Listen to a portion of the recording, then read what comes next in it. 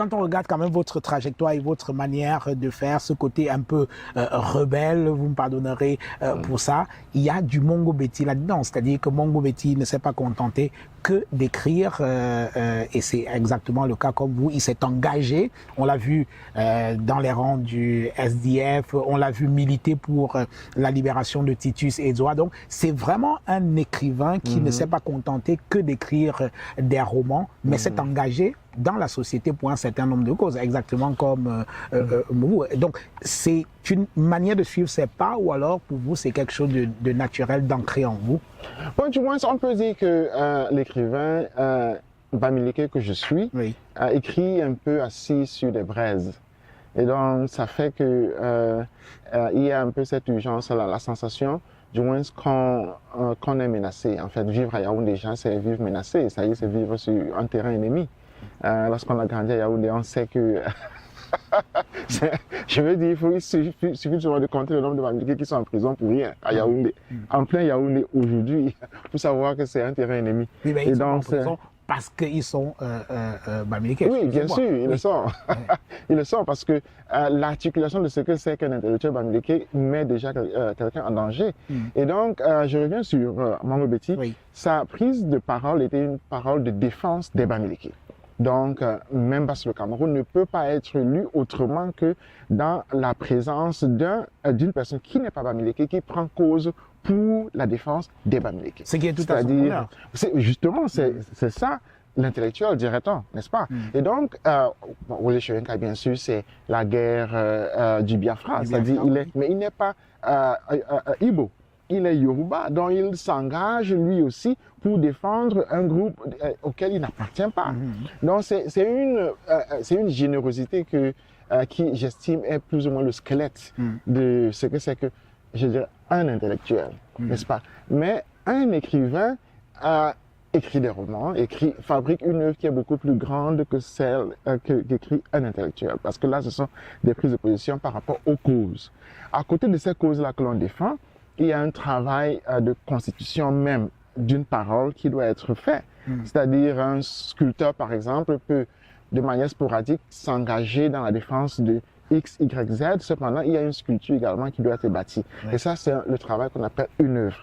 Donc, dans ce travail-là, j'estime que je viens d'un peuple qui, quand même, a cette reconnaissance singulière d'être artistique.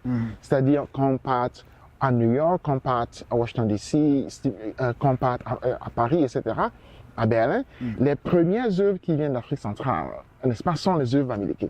Les œuvres les plus chères d'ailleurs sont les œuvres Bamileke.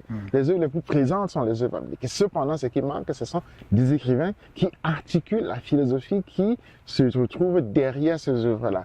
Et même par-delà ces œuvres-là qui présentent le peuple qui a fabriqué ces œuvres-là, n'est-ce pas? Quelle est leur manière de vivre, quelle est leur manière de se regarder, n'est-ce pas? Quelle est leur culture en général?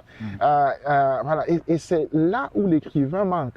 N'est-ce pas? C'est là où une œuvre d'écriture, c'est-à-dire de narration, disons comme ça, manque. Et c'est donc ce que j'essaie de faire. Alors, est-ce qu'il n'y a pas, Patrice Ngannou, franchement, un regard un peu trop communautaire, on dira même communautariste dans votre manière de penser? Et de là à ce qu'on vous taxe, ce n'est pas la première fois qu'on dit que vous êtes un fiefé tribaliste et tout ça. Est-ce qu'il n'y a pas une vision un peu trop communautaire de votre activité? Oui, en fait, je la revendique parce que c'est d'ailleurs fondamental, parce qu'il faut savoir que le peuple dont je viens, n'est-ce pas, n'est pas seulement présent au Cameroun. Si on prend son histoire, est présent au Nigeria, est présent au Ghana, est présent au Togo, n'est-ce pas, et a des embranchements qui descendent jusqu'au Zimbabwe. Donc, bien sûr, c'est communautaire. Évidemment, c'est communautaire. Le Cameroun est trop petit. Le Cameroun, dans son histoire, est vieux peut-être de 60 ans. Mais le peuple dont je viens est millénaire. Donc, il faut restituer cette histoire-là afin que l'on comprenne quelles sont les dynamiques qui font que je me retrouve avec des individus qui sont nigérians et que, par exemple, le peuple dont je viens se retrouve avec à côté la culture du Bénin, par exemple, qui est une culture réaliste depuis le XIe siècle. Et donc, on se retrouve avec des cultures artistiques dans cette zone d'Afrique centrale-là, n'est-ce pas, ou bien d'Afrique de l'Ouest, disons comme ça, n'est-ce pas, qui a une articulation réaliste, symbolique, métaphysique. Et donc, évidemment, c'est communautaire. Il faut parler de cette communauté-là parce que Lorsqu'un Russe, par exemple, parle de la littérature russe, c'est communautaire. Lorsqu'un Français parle de la littérature française, c'est communautaire. Oui, mais sauf que là, vous ne parlez pas de la littérature camerounaise ou alors de la culture camerounaise, mais vous parlez de la culture bamileke de chez vous. En effet, bon, ça dépend évidemment de comment est-ce qu'on définit une communauté. Le Cameroun a eu peut-être, je crois, 4 ou 5 frontières, bon, lesquelles ont divisé le peuple bamileke entre anglophones, francophones, entre nigérians et puis camerounais, togolais, ghanéens, etc. Donc, de quel pays est-ce qu'on parle?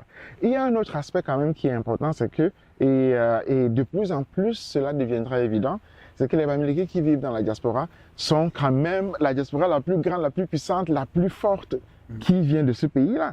Et cette diaspora est d'ailleurs même l'une des plus anciennes. C'est-à-dire, si on prend uniquement le Cameroun dans son articulation actuelle.